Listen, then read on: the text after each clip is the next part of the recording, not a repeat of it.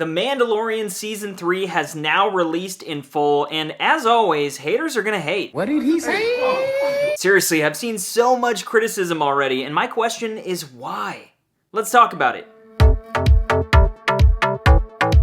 What's up everyone, and welcome back to Jones Vibes. If you're new to my channel, I talk about all things movies and television, and sorry, I just had a protein shake, so my voice is kind of cutting out. If you're wondering what kind of protein, this is the way. But I'm going to be talking full Mandalorian spoilers today, so there's your warning, and also be sure to stick around because I'm going to be giving my star rating at the end of this video. But every episode of The Mandalorian Season 3 has finally been released after being a week-to-week conversation piece for the last couple of months. And I gotta say, an interesting part of this show is just watching how people are going to react every week.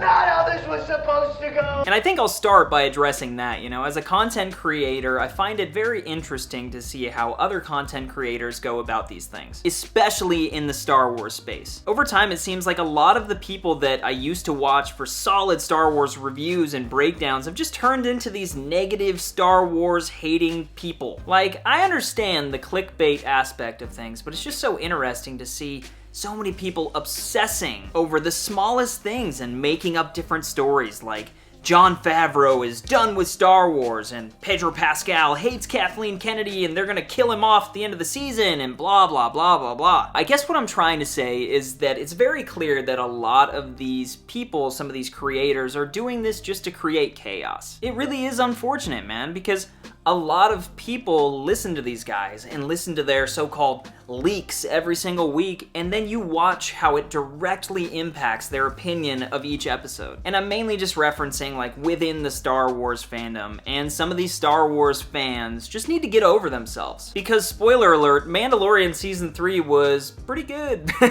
And having fun and enjoying yourself is what these shows are all about. So if you liked this season and the noise is getting a little bit overbearing, I understand, and don't let anybody rain on your parade. And also, if you hated this season, that's okay. We all have our own opinions. Personally, I'm just a bit bewildered at the amount of negativity within the Star Wars fandom. It's certainly a force. But let's talk about this season as a whole, shall we? I will say that Andor was freaking amazing, but it was nice to turn the page and change the atmosphere back to something a little less complex. With Mando, you just have to remember what you're watching. It's a different feeling kind of show, and that's what makes it so special. And I think that they did a good job this season mixing in what we've loved from the past and also succeeded in moving things forward. The effects especially were pretty jaw-dropping at times, especially when you're just sitting on the couch watching this. But then the focus on Bo-Katan was really something that I enjoyed. Katie Sackhoff is the type of actress that just had such a presence on screen. Especially that opening shot of her when she's like sitting on her throne, and she's like, "What up?" And when you take into account Bo-Katan's past, there really is a lot to digest here. And even though I expected maybe a little bit more animosity between Bo and Din, like I thought they were gonna build that up a bit more, but I did enjoy how they ended up coming together,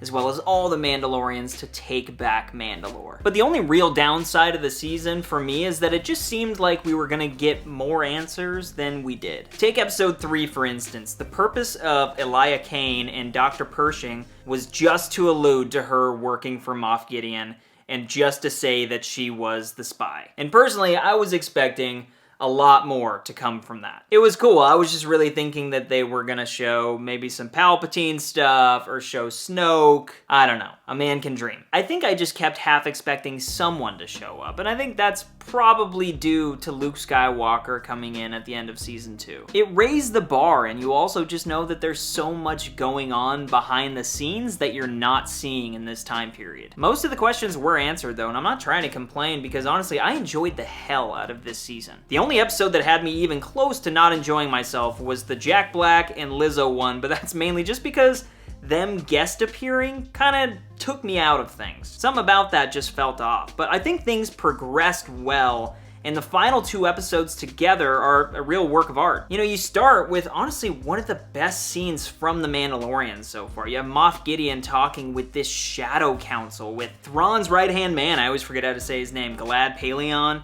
And then we had the father of General Hux from the sequels, which was fun. But we really are starting to get a feel for where all of this is heading, and all roads lead to Thrawn. We also see that Moff Gideon has created these clones of himself to be these Force-sensitive super soldiers. That's his big plan, and he also has a bunch of stormtroopers that have Beskar armor on, and you get some Praetorian Guard action, which was epic. And you also have a ton of stuff kind of going on in the background. You have Grogu in IG-12, which was a lot of fun, him pressing yes and no, and also just helping Din. And then honestly, my favorite part of the finale was R5. That funny little scene where he was opening up like the Phantom Menace red shields for Din, and all these little droids were like surrounding him, and he was just like, peace. I loved that. But then you have this amazing final battle where the Mandalorians fight back. It was so awesome. Like, you have this in the air combat, and then you have Din and Bo versus Moff Gideon. But a few things to note about this, like the Darksaber was destroyed, which I was like, oh man, that thing was cool though. And I think it mainly happened just to show that Bo doesn't need anything to lead her people. They don't need to rely on this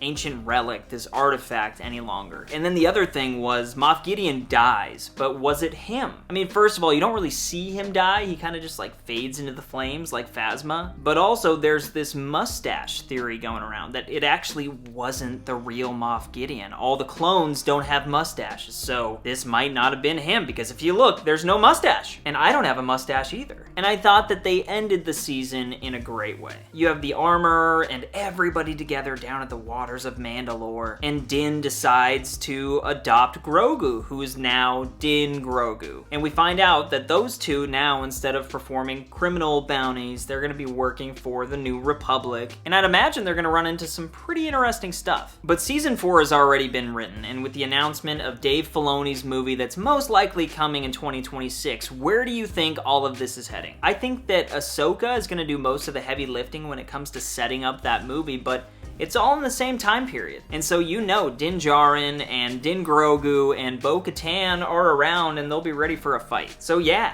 crazy.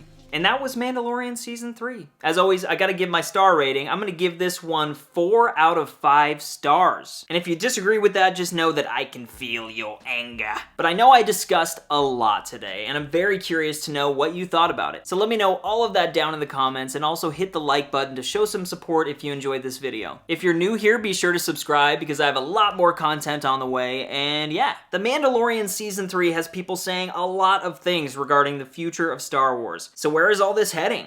I guess we'll see.